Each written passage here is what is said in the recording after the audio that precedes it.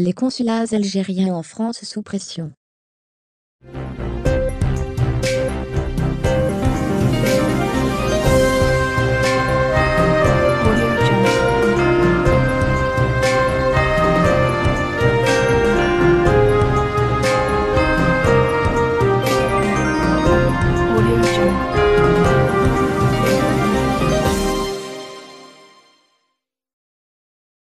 Les files d'attente pour les demandes de passeports biométriques des ressortissants algériens résidant en France ne se déroulent plus devant les consulats, mais en ligne. À cause du coronavirus, les services diplomatiques ont mis en place un système de rendez-vous par Internet, qui a pour vocation de prévenir la ruée des demandeurs sur les bâtiments consulaires. Les demandes concernent principalement le renouvellement des passeports des enfants mineurs d'une durée de validité de 5 ans, qui ont été délivrés depuis le début de l'opération biométrique, en 2014. En attendant l'uniformisation du système de rendez-vous à l'échelle de toutes les représentations diplomatiques algériennes en France, chaque consulat a mis en place son propre dispositif. Or, très souvent, les créneaux proposés sont immédiatement réservés.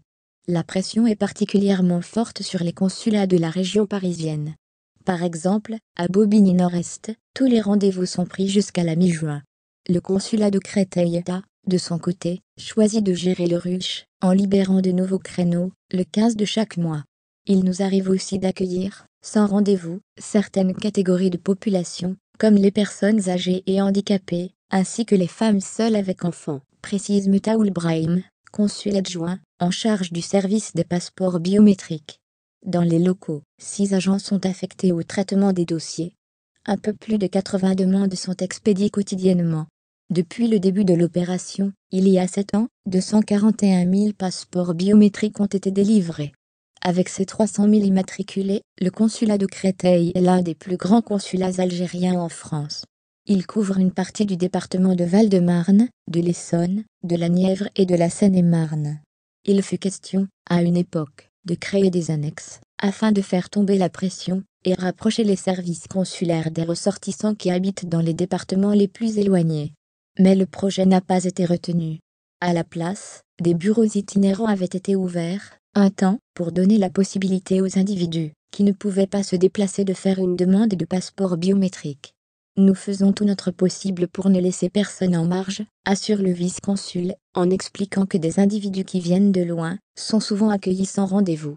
Il affirme, par ailleurs, que son service accepte de traiter plus d'une demande de passeport par famille, même si un seul rendez-vous a été pris. Très souvent, les parents n'ont pas la possibilité de réserver plusieurs créneaux compte tenu de la forte demande.